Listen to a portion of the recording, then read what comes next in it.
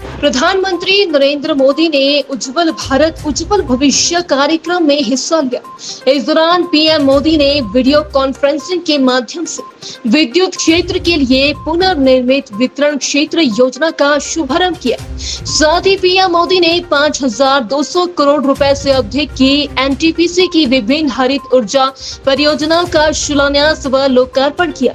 इस दौरान पीएम ने कहा कि पिछले 8 वर्षों में देश में लगभग 1,70,000 मेगावाट बिजली उत्पादन की क्षमता जोड़ी गई है। One nation one power grid आज देश की ताकत बन चुका है। पूरे देश को जोड़ने के लिए लगभग 1,70,000 सर्किट किलोमीटर ट्रांसमिशन लाइन्स बिछाई गई है। केंद्र सरकार के इस कार्यक्रम में हिमाचल प्रदेश के ऊर्जा मंत्री सुखराम चौधरी ने भी वर्चुअल रूप से भाग लिया। आज आदरणीय प्रधानमंत्री जी ने उज्ज्वल भारत उज्ज्वल भविष्य के अंतर्गत पूरे भारतवर्ष के लोगों को संबोधित किया और इन 8 वर्षों में जो उपलब्धियां हासिल की है उनका बहुत विस्तृत रूप से उल्लेख किया। जहाँ तक हिमाचल प्रदेश की बात है, हिमाचल प्रदेश पावर स्टेट है। 25,000 मेगावाट की हमारी हाइड्रो सेक्टर में ऊर्जा पैदा करने की क्षमता है। इस समय हम लगभग 11,000 मेगावाट बिजली का उत्पादन कर रहे हैं। इस दिशा में तीव्र गति से आगे बढ़े हम। इसके लिए हमने विजन डॉक्यूमेंट्स बनाए हैं। 2030 तक हमने कहा है कि हम 10,000 मेगावाट बिजली का और उत्पादन हाइड्रो में करेंगे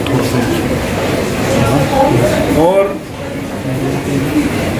हमने उस सेक्टर को आगे बढ़ाने के लिए जो हमारे प्रोजेक्ट थे, अनस्टार्ट प्रोजेक्ट थे हाइड्रो सेक्टर में, उनका हमने PPA power purchase agreement review किया है ताकि उसमें गति में वो आगे बढ़ें। बहुत से नए प्रोजेक्टों का पीपीए हुआ है, वो प्रोजेक्ट लगने की दिशा में हम आगे बढ़े हैं और हिमाचल प्रदेश ग्रीन एनर्जी में भी आगे बढ़े।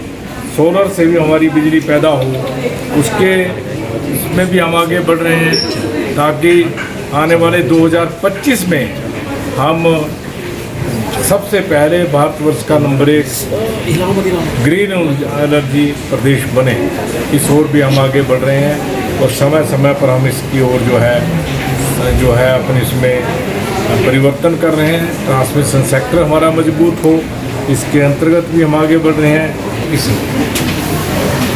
बहुत सी ऐसी स्कीमें हैं जो हम दिन प्रतिदिन जो है रूफ टॉप हमारी योजना है और नए हमारे को सोलर प्लांट लगाने की योजनाएं हैं, उस ओर भी हम आगे बढ़ रहे हैं। कुसुम योजना है और जो हमने उसमें भी हम आगे बढ़ रहे हैं।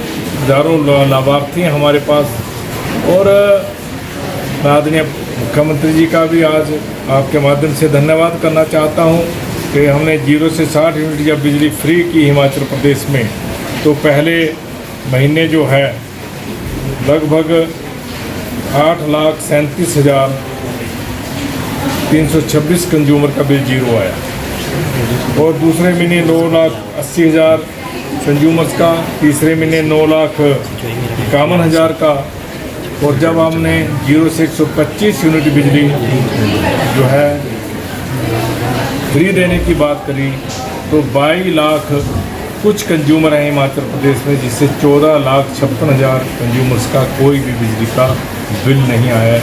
इस रूप में भी हम आगे बढ़ रहे हैं। हिमाचल प्रदेश पावर सेक्टर में आगे बढ़े, भारतवर्ष का नंबर 1 प्रदेश बने, इसकी ओर हम प्रगतिशील हैं, आगे बढ़ रहे हैं और समय समय पर हम इसमें सुधारीकरण भी कर रहे हैं। देखिए, बात कहने से बात पूरी नहीं हो जाती। जब से मैं ऊर्जा मंत्री बना हूँ, मैं उस सरकार के पिछले 5 साल पर सीधा सीधा आरोप कोटा विधानसभा क्षेत्र में लगाना चाहता हूँ। पिछले 5 वर्ष में उन्होंने कोई काम नहीं किया, कोई नया 33 kV का सबस्टेशन नहीं लगाया और उसका कारण क्या है कि पोंटा औद्योगिक क्षेत्र है किसानों का क्षेत्र है। जितने भी हमारे 33 केवी के सबस्टेशन थे सब ओवरलोडेड हो गए। हमारा 132 केवी का सबस्टेशन गोंदपुर, जहां 80 MVA की हमारी क्षमता है, उसकी क्षमता पूरी होगी। हम इंडस्ट्री को लोड नहीं दे सकते थे, कनेक्शन नहीं दे सकते थे।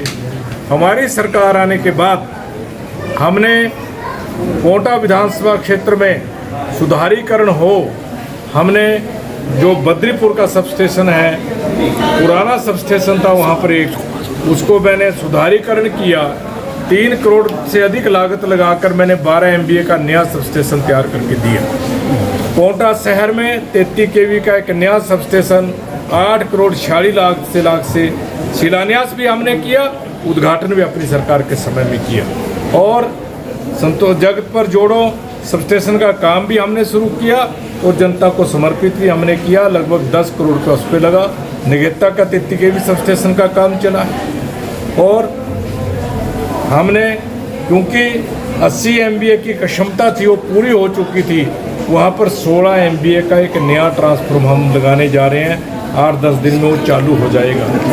जब हम सुधारीकरण करने की बात करते हैं, 3 नए सबस्टेशन हमने लगाए, 7-7, 8-8 लाइनें हमने निकाली।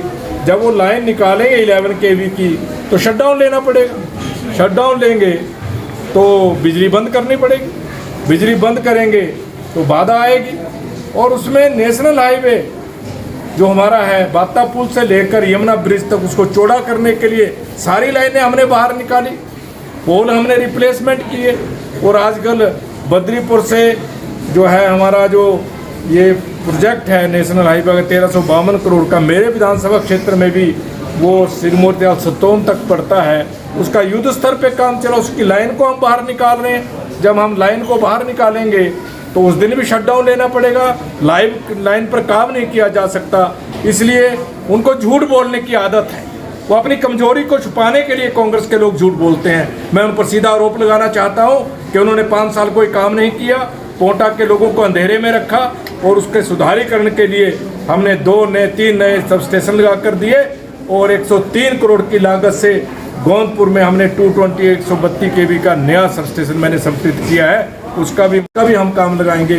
बहुत बड़ा सुधारीकरण हमने किया है। लगभग 150 नए ट्रांसफार्मर हमने पिछले 4.5 वर्ष में कोटा विधानसभा क्षेत्र में लगा कर दिए हैं।